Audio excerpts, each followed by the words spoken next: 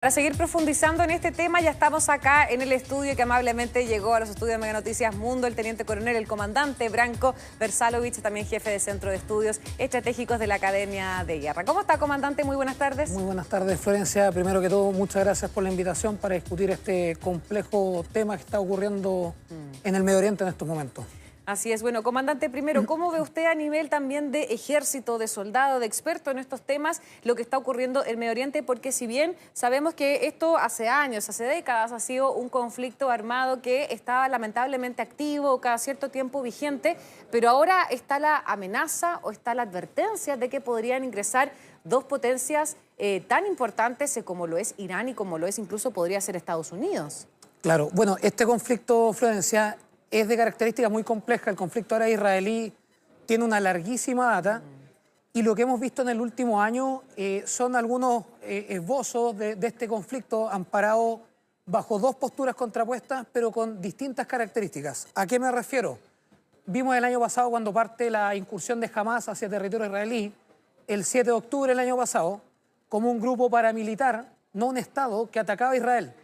Se generó una respuesta por parte de Israel, pero paralelamente Israel tenía distintos apremios. Uno era en el sector de Cisjordania, también con otros grupos islamistas, y al mismo tiempo, el día 8 de octubre, solamente un día después, Hezbollah inicia acciones a través de fuego morteros, artillería, etcétera, contra Israel.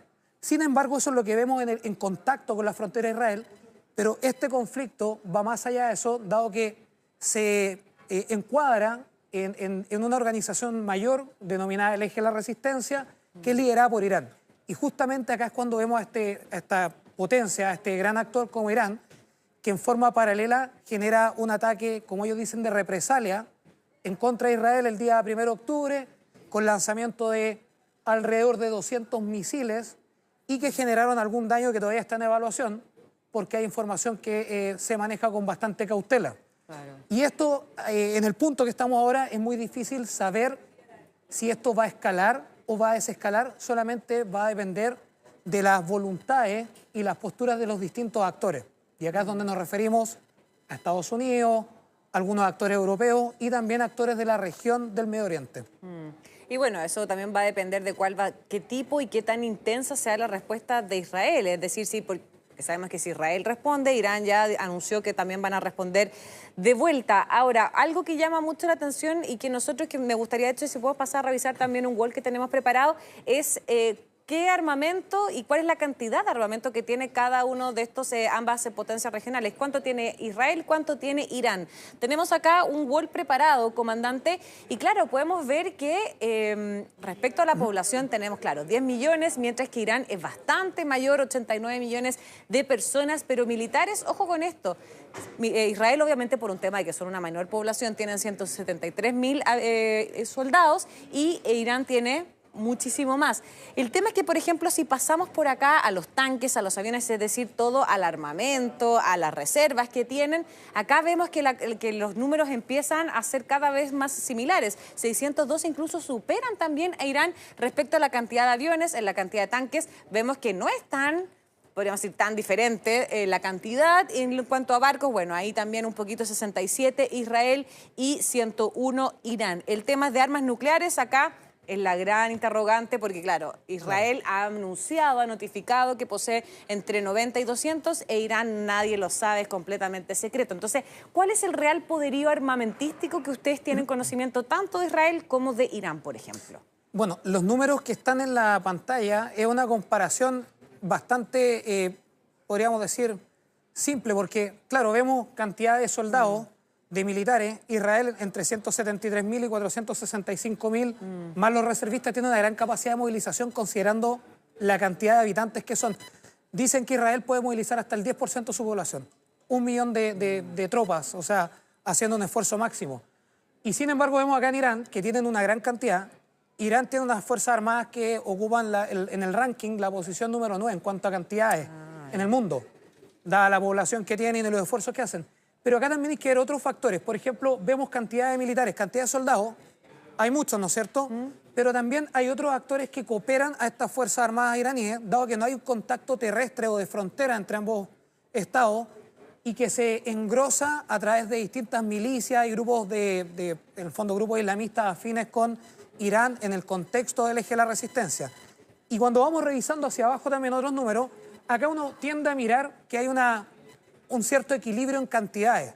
Pero Israel tiene una característica que los medios, por ejemplo, los tanques de Israel, son tanques altamente tecnológicos. Claro. Irán tiene tanques de línea rusa, o sea, de la mucho Unión más Soviética. de la Unión Soviética, en Claro. realidad, de data mucho más antigua. Entonces, ahí la cantidad, Israel estaría por sobre Irán abiertamente. Y cuando vemos las aeronaves, los aviones, también hay que considerar que Irán no basa su poder en este momento en el poderío aéreo, que también está por detrás tecnológicamente de Israel, dado que Israel posee aviones de línea norteamericana. O sea, las aeronaves que hemos visto accionando ahora eran aviones F-15, F-16, F-35, que son aeronaves multipropósito que pueden efectuar bombardeos, pelear en el aire, etc.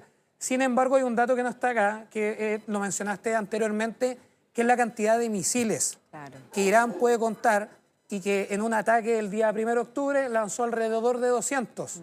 Y ahí viene otro enigma, porque hablar de misiles uno puede ver las distancias que cubre, eso es un factor que tiene alcance. Otro factor, por ejemplo, es la carga explosiva. Pueden transportar entre 700, 800, hasta 1 tonelada de carga explosiva, pero como está también el enigma del poder nuclear de Irán, que está declarado que no tiene, pero que finalmente no es comprobable, un misil equipado con una cabeza nuclear genera otro tipo de daño.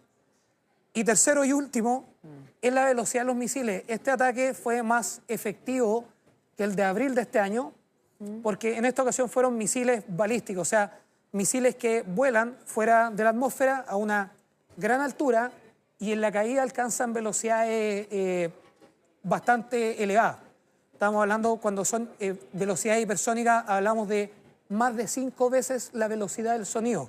Entonces, el Sejil se dice que puede alcanzar entre 10 a 12 Mach. O sea, entre a ver, 10... espéreme, comandante, a ver si, Dieguito, podemos pasar a revisar el primer wall que yo presenté, el de los misiles.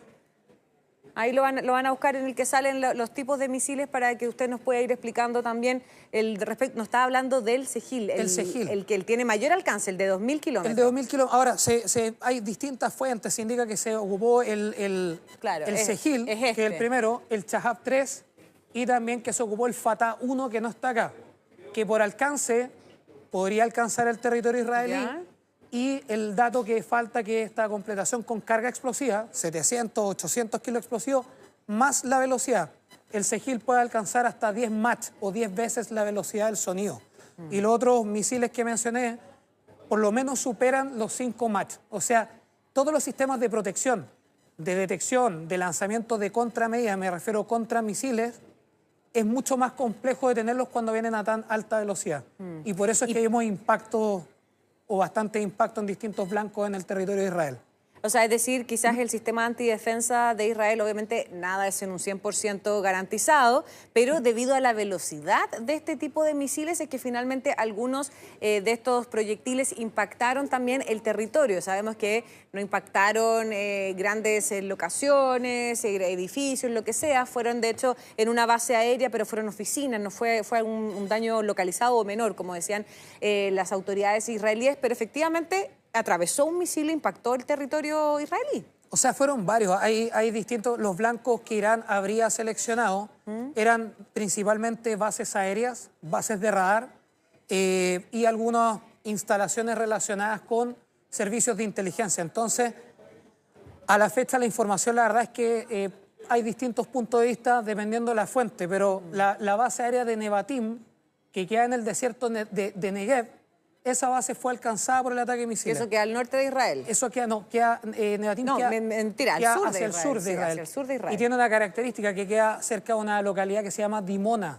donde hay un centro, en el fondo hay un centro de estudios nucleares y un centro de producción nuclear de Israel. Entonces, también hay un mensaje en todo esto, que si bien impactó una base aérea, podría impactar lo otro. Hubo una línea roja que no se atravesó.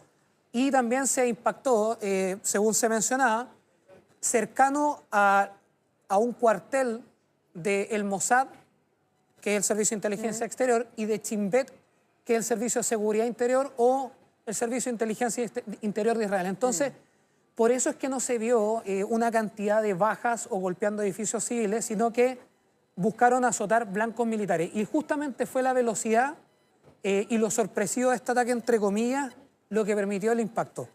La evaluación del daño, yo creo que aún falta por poder determinar cuán profunda fue por la fuente, porque obviamente cada uno va a proteger su información. Ahora, muchos expertos también decían que finalmente el ataque que realizó el país persa es principalmente para demostrar cuál es su poderío. Era para dejar en claro, miren, para que nosotros estemos precisamente hablando de lo rápido que son misiles, que son sus misiles, la distancia que pueden recorrer sus misiles, y que fue un llamado de advertencia, básicamente. Claro, efectivamente este ataque, que lo vemos con mucha atención desde acá, es un ataque que Irán declara, o existen declaraciones entre comillas oficiales de Irán, que es un ataque de represalia. Hay que recordar que a lo largo de este año 2024, en el mes de abril, el 1 de abril, de hecho, Israel ataca el consulado de Irán en Damasco, en Siria, y fallecen distintos personeros de la Guardia Revolucionaria iraní. Sin embargo, mueren 2 altos mandos ahí. Después tenemos el caso de Ismail Haniyeh, alto mando de Hamas, en julio. Y ahora, el 27 de septiembre, recién pasado, muere en Beirut en un ataque aéreo de la operación que está ejecutando Israel el secretario general de Hezbollah, Nasrallah. Hassan Nasrallah, claro. Hassan Nasrallah. Además, entonces, es el clérigo histórico y súper simbólico de Hezbollah desde el año 92, que es el líder, el clérigo supremo. Entonces, claro, este ataque fue una represalia. Efectivamente, no fue un ataque ilimitado, porque fueron alrededor de 200 misiles, pero entre comillas también ocupa un poco este poder demostrativo para poder disuadir. Porque finalmente esto que vemos con explosiones, con destrucción, son todavía acciones que están enmarcadas dentro de una etapa de escalada de una crisis. Todavía no hemos llegado a un conflicto totalmente, o a una guerra totalmente abierta entre Irán e Israel. Entonces ahí está este juego que hablábamos anteriormente de los actores. ¿Qué es lo que dice Estados Unidos, o cómo Estados Unidos respalda o cómo apoyaría a Israel? ¿Cuál sería la respuesta que Israel mencionó? Que iba a ser contundente. Claro. Pero si es muy contundente, ¿qué va a hacer Irán? Entonces, todo este juego, esta dialéctica de voluntades contrapuestas, finalmente nos tiene expectantes, porque podría haber o continuar la escalada o llegar a algún punto en que efectivamente los líderes o los gobernantes de los distintos estados decían bajar un poco esta escalada de la crisis. Esas son decisiones de carácter político más que militares. Bueno, tendremos que ver, esperemos que todo se calme de aquí a las próximas jornadas. Comandante Branko Versalovich, muchísimas gracias por explicarnos y por ayudarnos a entender también esta materia, que realmente es bien compleja, porque estamos mezclando guerras, misiles, teología, en fin, es bastante complejo lo que ocurre en Medio Oriente. Muchas gracias, comandante. Muchas gracias a ti, Florencia. Hasta la próxima. Chao, chao.